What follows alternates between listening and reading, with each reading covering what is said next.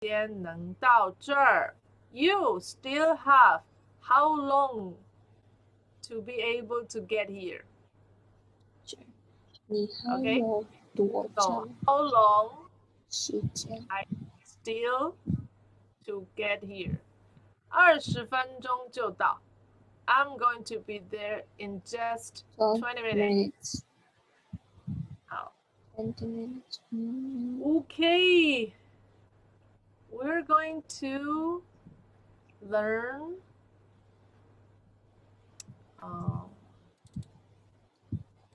some 文化 Chinese culture today. 文化中国餐桌礼仪 Okay, can you repeat?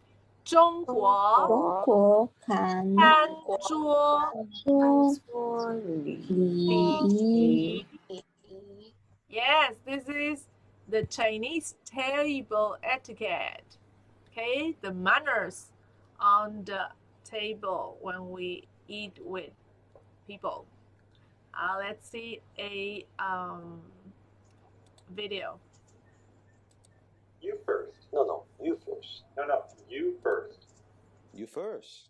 You first. You first. Ha-ha!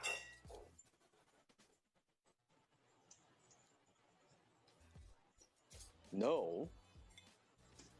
You first.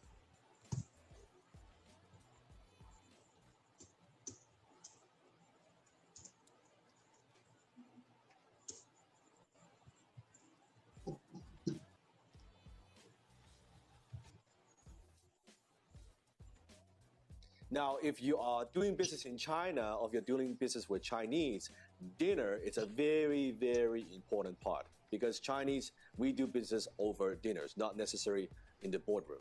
Now, when it comes to eating and dining with the Chinese, there are a lot of do's and don'ts. Today, I'm going to a few of them. Now, the first thing you got to know, when you eat dinner with the Chinese, we always want to serve others first. So it depends on the ranking amount of table or the seniority of the older. We always respect the elderly first, right? People who are more senior. So we will let them eat first. So when the food is here, you don't just jump into it. I want this, I want that. No, usually the senior first, or you will actually serve them first. You actually serve them first. You grab the food, you will serve them first. Another thing that you don't want to do, let's say, imagine you're sitting in one of those big round table where they have a little spinner in the middle. You don't want to, let's say you like that dish, you don't just stand up and go all the way there and try to grab the food, kind of like cross the table. That's very, very impolite. You would wait till everybody finishes, and then it's your turn, then you would grab what you want to eat. Even though, let's say you love beef, and you have a beef broccoli in front of you, you don't eat first, you serve, and you just turn, you spin, and let everybody eat first, and then until it's your turn. So that shows that you are polite. So make sure when you're eating with other people, servers, I know you're hungry, I know you want to jump into the food, but it's better just to delay than make sure. And it shows that you're an educated person. It shows that you're polite, you understand the culture and the Chinese etiquette.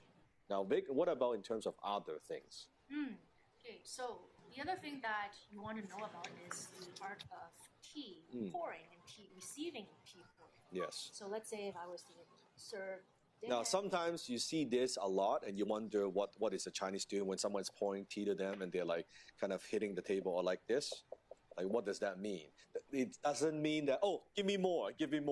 It doesn't mean that. Now, what does it actually mean? Yeah, so there's so many stories in regards to the source of where this gesture come from. So I'm going to share one with you.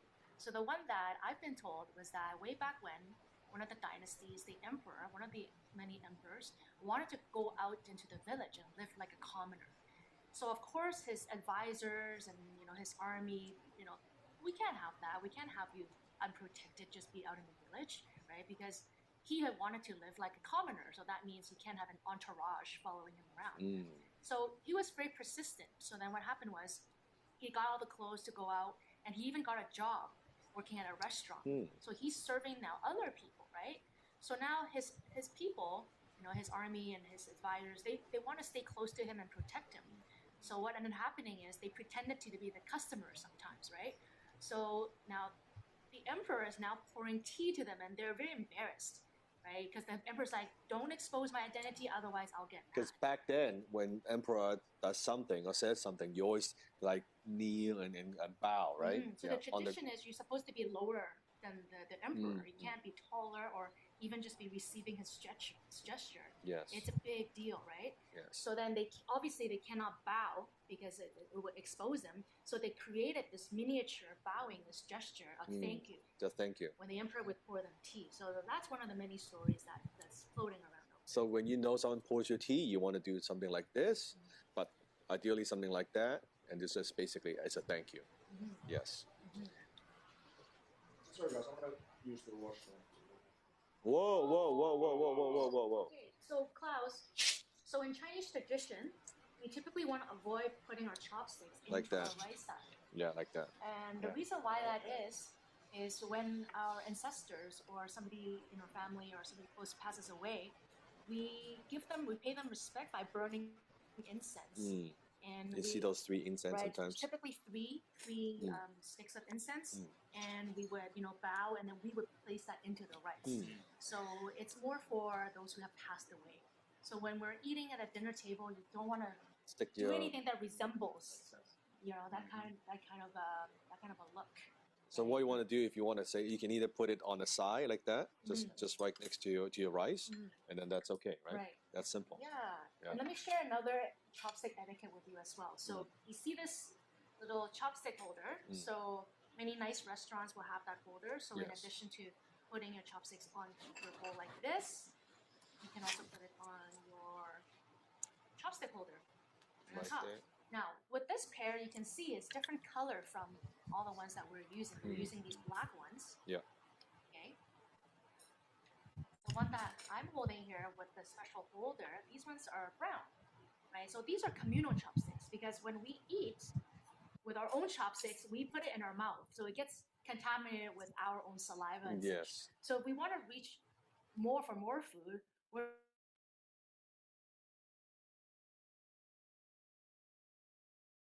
not using the whole new level. That's right. So then you will see these chopsticks, right? If it's not on a placeholder like this, you might see it resting just on one of the dishes here. Yes. Right? And usually it's more obvious because they will look different from all different color. Right, from the ones that you are using. And sometimes I see sometimes people forget they're grabbing the food and they start using that and use it as their own chopstick. That's a lot, and they're like, "Oh, I'm so sorry." That's a big no-no. And then they get a new one, right? Yes. But so basically, you use this, you grab the food, you put it on your bowl, on your plate, and then you put it back, and then you eat with your chopstick. So it's like an extra layer of work, right? Yes. But again, it's part of the Chinese etiquette. Very, very important, right? So, and then your chopstick, make sure, don't. And also, Chinese is interesting sometimes. In Japanese, I think it's a little bit different. Yeah. In Japanese, they eat the rice. It's more like, is it like bits and pieces? Because in Chinese, we would do sometimes like that, right? If they're in a rush, like a typical salaryman in Japan, if they're in a rush, they might be doing that really quickly. Yeah. But a lot of time it'd be like here and then doing the bits by piece. Yeah, bits and pieces, right? Yeah. And in Chinese etiquette, it's also interesting. You can see there's a chicken here. Now, this type of chicken, you can see in pieces. Sometimes they have the whole chicken cut in pieces with the chicken head. Now, in Chinese culture, when you have the chicken head, especially you don't want to point the chicken head to certain people. You point it maybe in the middle, but you don't point it to somebody. Because in a company or in an organization, when the chicken head points to somebody, it means they're getting fired. It just means they're getting fired. So good that we don't have chicken head here, right? Jason's getting fired. Don't want to get fired. Don't get fired. And so it's not a good thing to do. So make sure either get rid of the chicken head. But some people do like to eat the chicken head. So just don't point it to somebody. It's very, very impolite. So those are some of the do's and don'ts when it comes to eating and dining with the Chinese. Now, maybe share with us what are some of the... Okay, what do you think about the Chinese table etiquette? 你觉得 almost same as our culture. 你觉得中国餐桌礼有意思吗？